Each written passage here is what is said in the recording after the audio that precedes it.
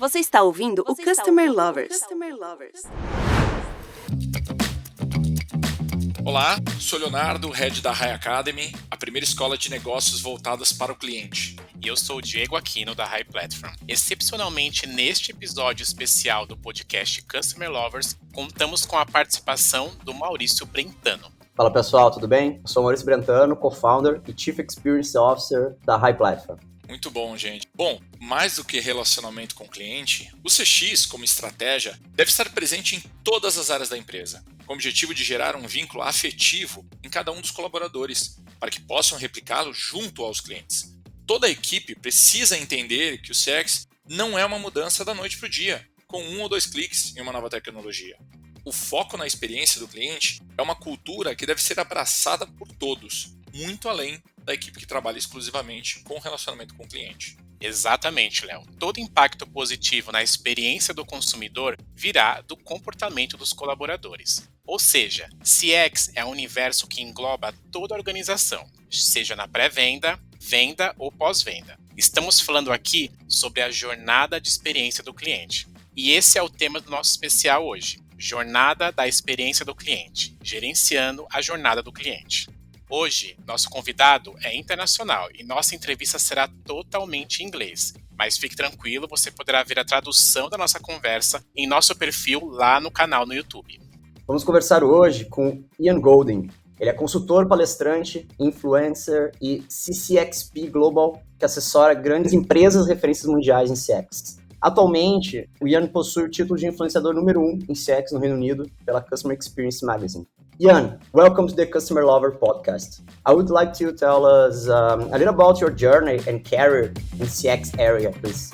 Thank you so much, Maurizio, and thank you to everyone who is listening to this right now. It's such a pleasure to be able to introduce myself to you and to participate in this podcast. I've actually been involved in the field of customer experience for over 25 years. Anyone that's met me before might dispute that because I haven't gone grey yet. And I'm not quite sure why I haven't gone grey. But I have been doing this in both a corporate environment within organisations in the financial services industry, in food service, and also in retail. But I've also operated independently for the last 9.5 years. And during that time, I've worked in over 50 countries around the world, including Brazil, working with almost every industry that you can imagine. And so I consider myself to be very fortunate that I have seen customer experience in almost every state of evolution. It's always a huge pleasure for me to be able to share knowledge with people about the things that I've learned along the way. Perfect, Ian. It's a great honor for us to have a so experienced person in this area sharing this knowledge with us. Thank you. My first question is going to be increase of sales and revenue, customer satisfaction, and loyalty are some of the positive impacts of take care of the customer journey in business, right? My question is, how does this work in practice? And what is the importance of this strategy for a company's results? It's a brilliant question and a very good question to open on because there have been significant challenges for customer experience professionals around the world to make a firm connection between customer experience or customer centricity and financial return. And part of the problem is that there is a lack of understanding as to where the financial return actually comes from. And what I will always share with people is that there are, in simplistic terms, 3 broad categories of financial return. The first category I summarize as revenue generation. Revenue generation is the long-term financial return for a customer experience strategy. And when I mean long-term, that revenue generation doesn't happen in 6 months. It doesn't come by clicking fingers. That comes from a sustained focus on customer experience indefinitely. It could take 2 years, 5 years, 10 years. And it comes as a result of improving the experience to develop deeper, longer-lasting relationships with customers. Now, unfortunately, many organizations want that revenue generation quicker than that. And if they don't see or realize that return, they're tempted to give up.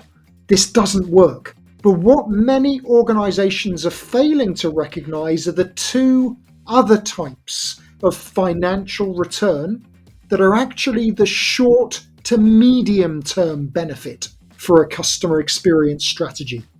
The first category is cost reduction.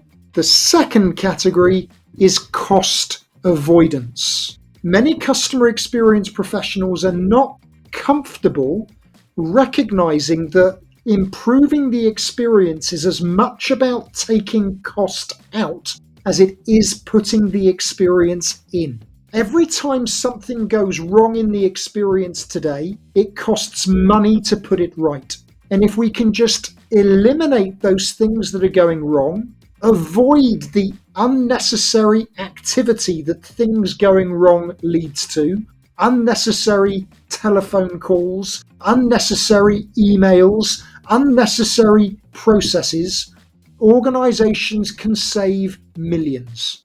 So a long-winded answer to your question, Maurizio, but it's really important that businesses understand the cost benefit of a customer experience strategy can happen almost immediately. The revenue benefit comes by sustaining the focus on this in the long term. Ian, what are the main pillars for the effective mapping of the customer journey? Now that's a question that is very close to my heart, and a question I know is very close to your heart as well as an organization. Customer journey mapping is a subject that has become very, very popular all over the world. And there are organizations right now mapping customer journeys until they're literally coming out of their ears. And the fact that the journey is becoming much better understood is a good thing. But what is very important is that organizations are clear as to why they are mapping that journey in the first place. Far too many companies around the world map the customer journey, but they don't do anything with it. And they don't do anything with it because they're not really clear about what the journey should be used to do. In simplistic terms, and I use the word simple and simplistic a lot, the customer journey is the visual representation of everything that a customer directly interacts with.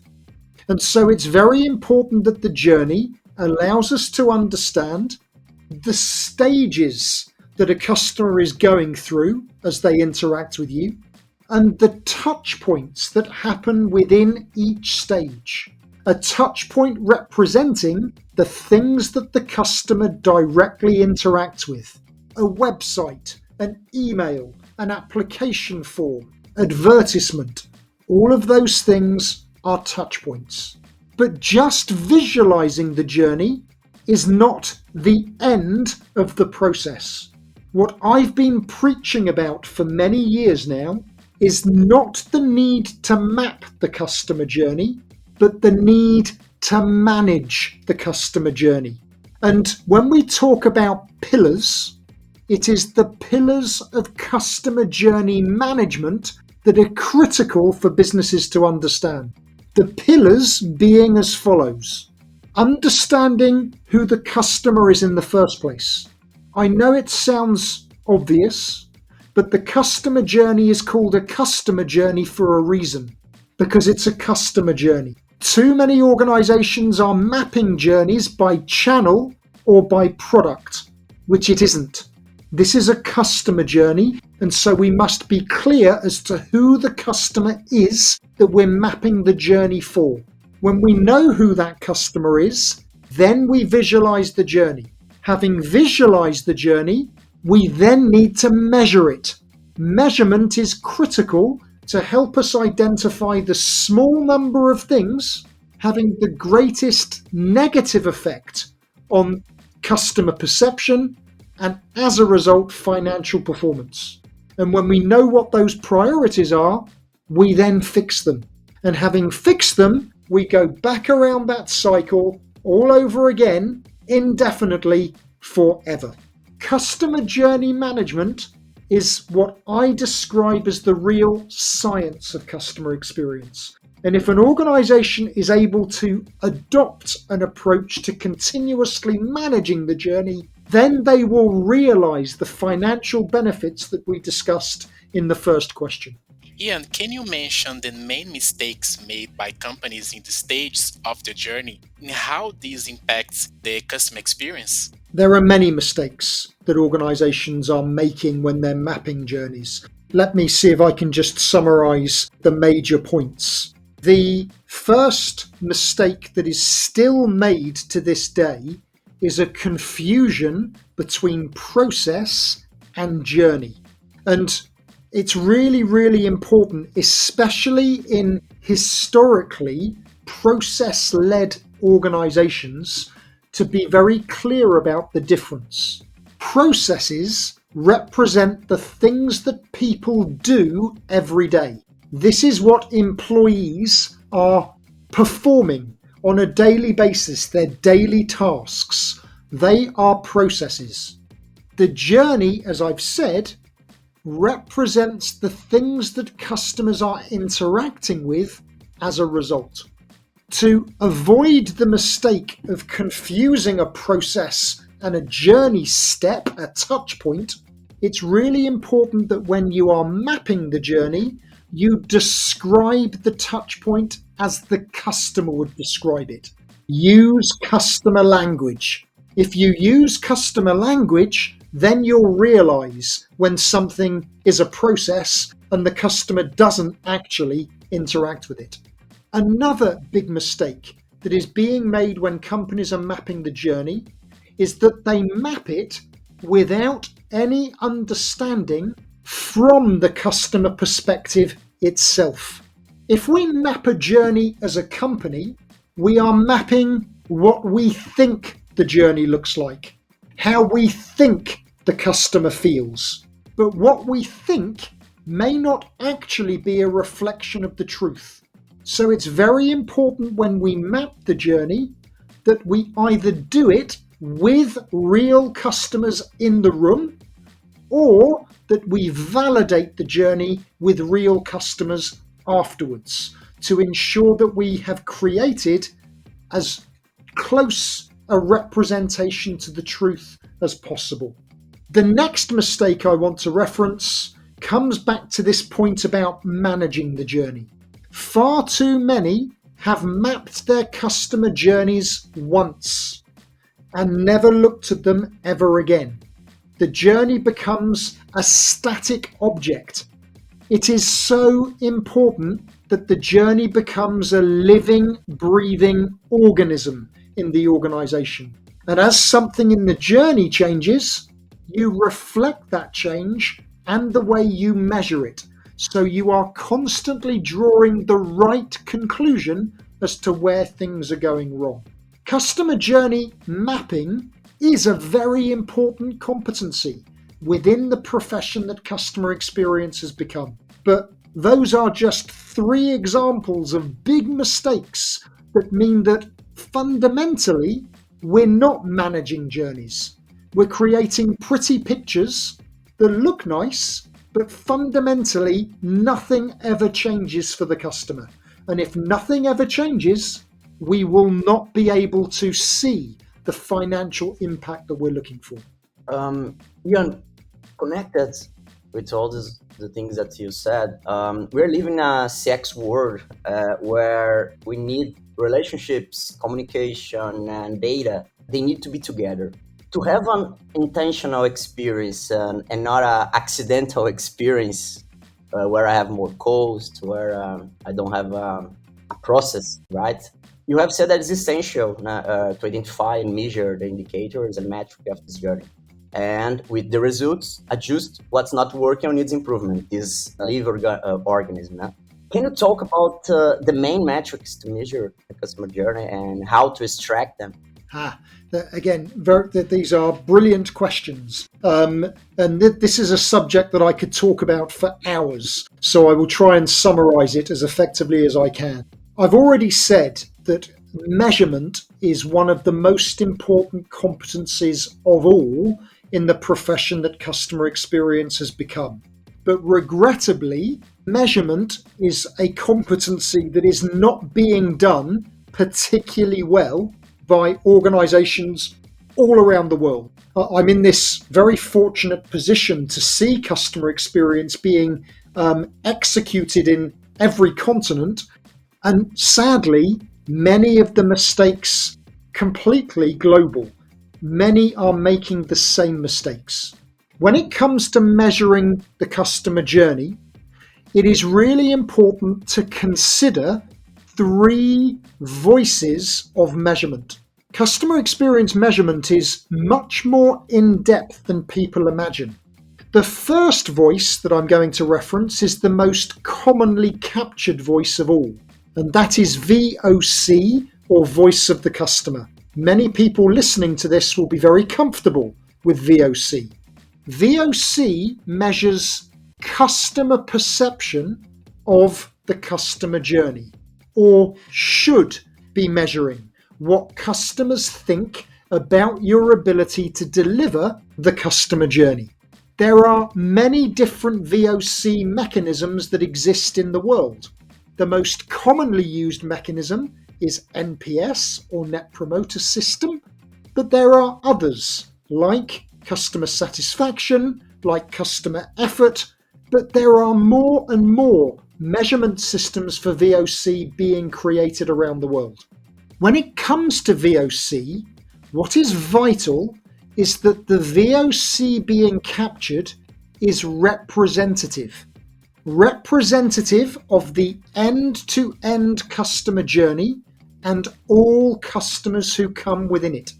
Customers who start and don't finish, as well as those who go through the whole thing.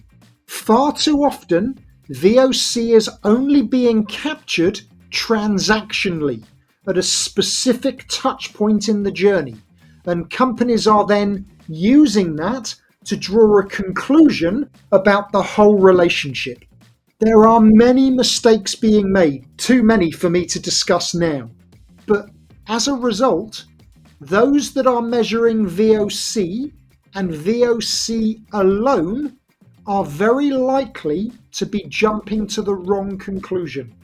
One thing I will say to all those organizations measuring NPS, if your organization is measuring it, what I can tell you very categorically is that if your NPS score feels too high, it almost certainly is. And that means it is not a reflection of the truth.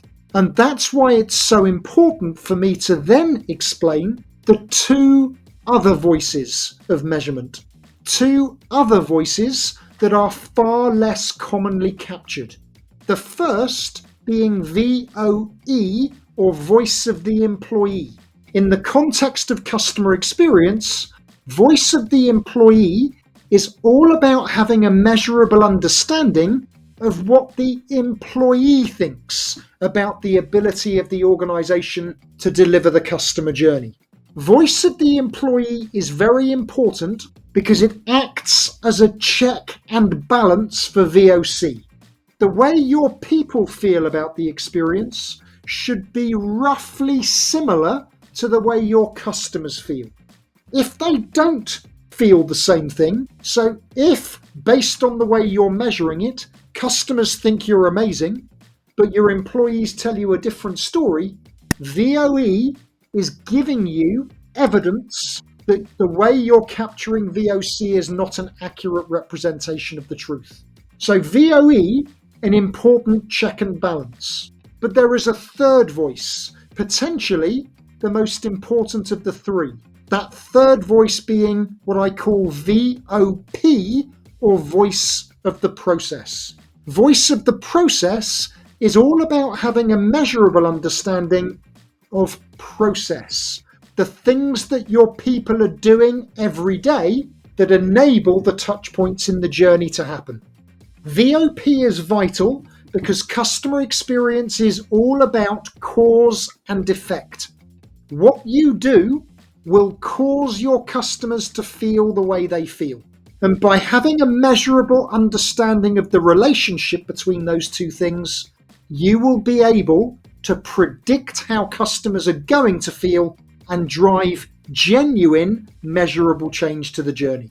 One final thing I will say is that those three voices connect to a fourth voice that I call VOB, voice of the business, that brings us right back again to that first question that you asked me, Maurizio. That voice of the business representing the strategic business metrics. What we've got to demonstrate is how VOC, VOE, and VOP directly impacts VOB. As I say, I could talk about this for hours, but I hope that's given you a flavour, Maurizio, of how we should be measuring the customer journey robustly. Oh, perfect. It's amazing how it's everything's connected, right, Ian? 100%. And VOE, VOP, VOC, VOB. Speaking a little more about VOE, we'll not talk about ours, sorry, but just for a few more minutes, speak a little more about voice of employee. Can we say that customer experience has a direct consequence of good employee experience, that satisfied employees tend to deliver a better experience for our customers? Yeah, yes, is the simple answer to that question. Employee experience has always been inextricably linked to customer experience. In fact, the most customer-centric organizations in the world, Virgin, Amazon, Disney, have always believed that the way we treat our people is the way our people will treat our customers. And so those organizations have actually led with the employee experience. Because unless you get that right, whatever your aspiration is for the customer is going to be very difficult to deliver. And in this increasingly digitized world that we live in, you still can't deliver experiences without your people. And so it has become more important than ever before for businesses to understand what the employee experience looks like, and is it enabling people to deliver the experience you want customers to have. I would argue that as a result of the pandemic, employee experience has become even more important than ever before, because what organizations have realized is how important it is. I say what organizations have realized, what many have realized is how critical it is that employees feel supported, feel like they're working within an environment that then enables them to treat the customer in the way that they're looking for. So if you're listening to this and your organization isn't paying any attention to the employee experience, you need to work on that, because until you can get that employee experience right, your ability to improve the customer experience will be very limited. Ian, the customer journey is a strategy that has no beginning and end, and as it must always be in a constant evolution and improvement. So, how to bring this strategy to the business and keep it alive within the company? That's a very good question. So when I explain to organizations what I call the science of customer experience, I describe the importance of having structure and rigor to adopt an approach to it that is both focused and sustainable. The customer experience is a little bit like a jigsaw puzzle, and the journey, for example, is just one piece of the jigsaw.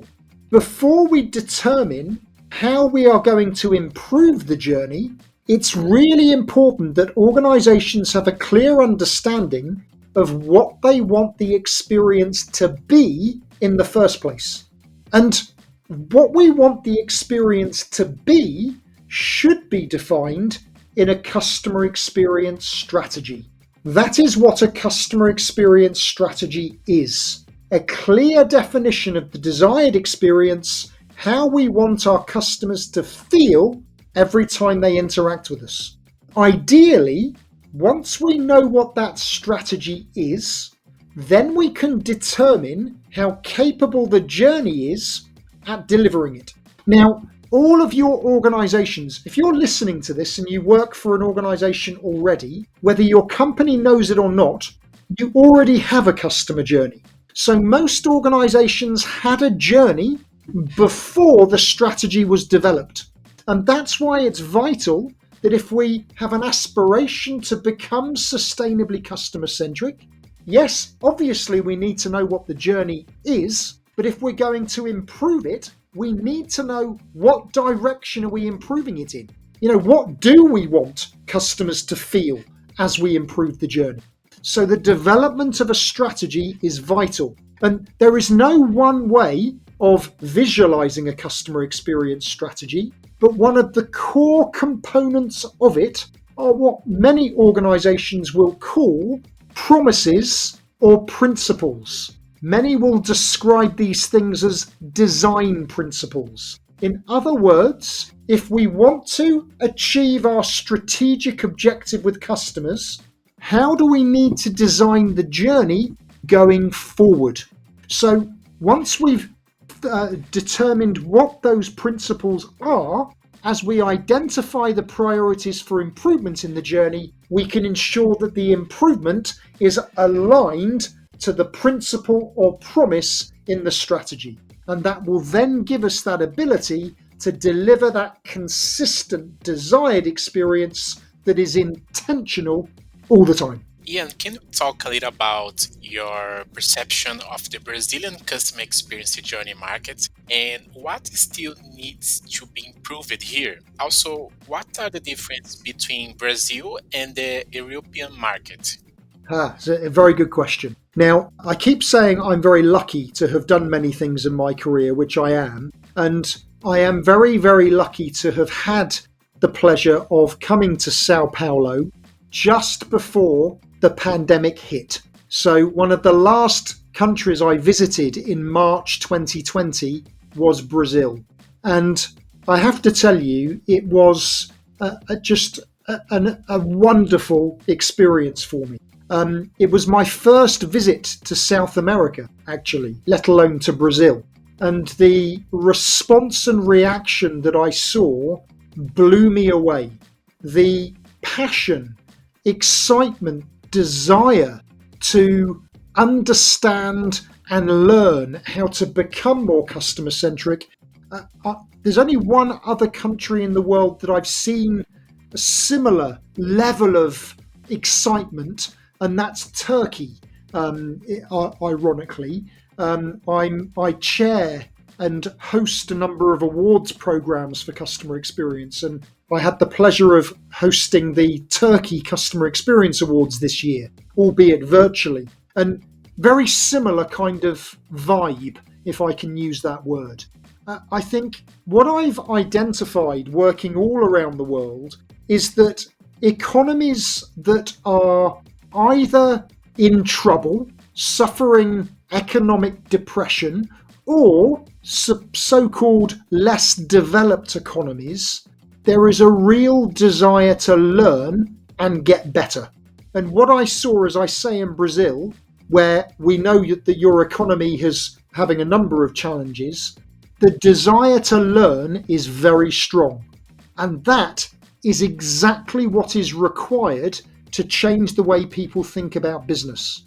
Part of the problem with North America and large parts of Western Europe is there is a slightly strange sense of arrogance and ignorance.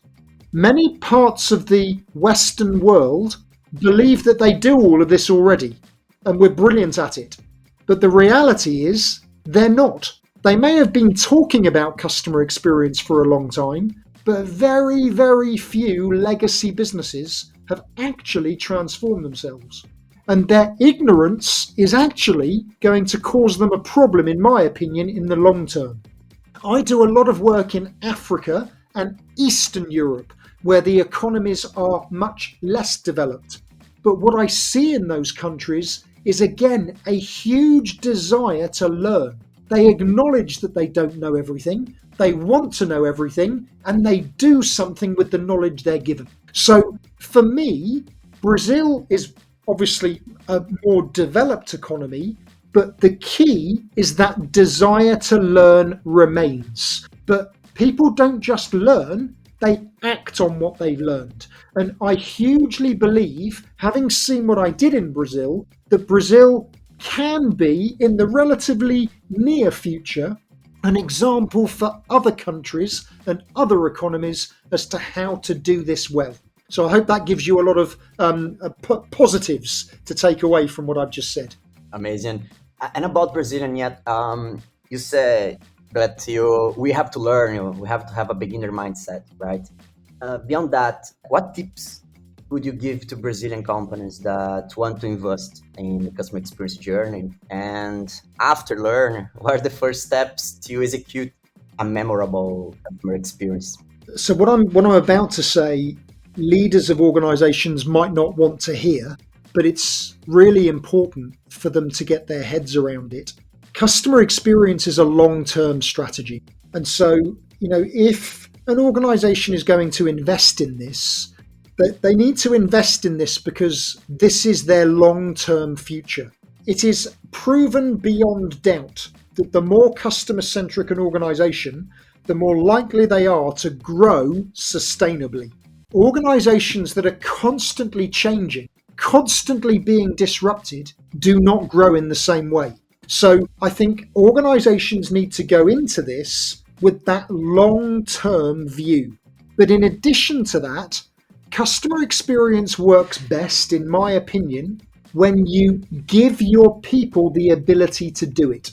Okay? And what I mean by that is, there are far too many who think that the best thing to do is to bring in consultants who will come in and do this to us. I fundamentally disagree with that. We need to give our people time to think, time to learn, and time to act on the things that they've learned. And this is why I'm such an advocate of sharing knowledge. We need to keep giving people knowledge so they can do this to their companies. But again, for business leaders, giving people knowledge means you've got to give them time. Giving them time means they've got to step away from their daily tasks. But too many companies don't want to do that. But if you do not give people time to think, nothing will ever change. So the two key tips: think long term and give your people time to think. Let's talk a little bit about your book. You recently released a book called Customer What? The Honest and Practical Guide to Customer Experience that I had the opportunity to read, and it's brilliant. Can you talk about your book and tell our audience how they can get it? Yeah, well, thank you, first of all. I'm a terrible salesperson, so I would never try and sell it. But I'm going to try to help you here. Thank you. I've been writing about customer experience as a subject since 2012. In fact, one of the very first things I did when I started my own business was to write a blog. And I've written over 600 articles about customer experience. And so it was inevitable, in a way, that I would write a book at some point. And it's one of those things that a lot of people talk about their bucket list. Having my own book was one of those things on my bucket list, but I never really thought it would become a reality. But it did. And in 2018, I launched my book, Customer What, for the first time. A lot of people ask me, why is it called Customer What? And the reason is because still to this day, people ask me what I do for a living. And I tell them I'm a customer experience professional. And 9 times out of 10, the response they will give me is, Customer What? So that's why it was called that. I wanted it to be something that could help people understand how to turn the theory into practical change. So it's a little bit like a textbook in a way, but with lots of storytelling throughout it. And many people have told me that, it's a little bit like their Bible. When they need an injection of positivity, they'll go to my book. When they need to remind themselves how to do something, they'll go to my book. Now, I made the very brave decision to self-publish my book. So you can buy it on Amazon, but alternatively, people can reach out to me directly and I can arrange to get the book to them directly from my printer. So a couple of different ways to do it. And I still have a dream that at some point I will translate the book into Portuguese. But for now, it's only in English. And it's only a physical book because I intended it to be something that you scribble in, write notes in, have sticky notes sticking out of it. It's quite a big book. So that's why it's not available digitally, which I know many people ask me about that, but it was designed specifically to be a physical experience. Conhecer e dominar cada etapa da jornada do consumidor não é fácil, né? As empresas estão percebendo que oferecer uma experiência fantástica a seus consumidores é uma grande vantagem competitiva. Neste episódio, mais do que especial, falamos com Ian Golden, especialista global em CX, que compartilhou um pouco da sua experiência com os nossos ouvintes. Ian, thank you so much for sharing your knowledge with us. So please leave a final message for our followers. Well, firstly, let me say thank you to all of you, the High Academy team, to the team that pulls together the Customer Lovers podcast, and to everyone that's listened to this. The final thing that I shall say to all of you, having done this for many years now, the profession that customer experience has become is critical to every organisation. Whether or not your organisation knows that is a different matter. And so it's really important that you recognise, firstly, how important you are in making this happen, in influencing your organisation to become customer-centric, but that you also are very realistic about how challenging it's going to be. You are going to have to break down a lot of walls. You're going to have to jump over a lot of fences. And so it's really important that you have a lot of courage, a lot of persistence, and a lot of passion to keep going whatever is being thrown at you. But it's also important to know that you're not alone. The customer experience community is a very supportive one. There will be many peers of yours listening to this as well, going through exactly the same thing. The team at High Academy know exactly what you're going through. And there are people like me that you must reach out to when you're feeling unsure or uncertain, and we will support you in any way we can. You will make a difference in your organisation. Customer experience is the way to deliver sustainable growth. And I wish all of you a huge amount of luck as you continue to influence your organizations across Brazil. Jan, thank you again to share your expertise with us and our audience. It's a great honor to share this podcast to you. I had the opportunity to meet you last year, so it's really nice to share this moment. And I wish the best luck and the next Euro Cup for you, or the World Cup for the English team. And maybe that if we match each other in a World Cup, let's have a great game, okay? Thanks so much, Ian. Thank you so much, guys. Pessoal, continuem nos seguindo em nossos canais no YouTube e Spotify. E vejo vocês nos próximos episódios. Abraço! Você acabou de ouvir o Customer Lovers, o podcast da High Platform. Dá uma acessada no nosso Insta e se liga no conteúdo que rola por lá.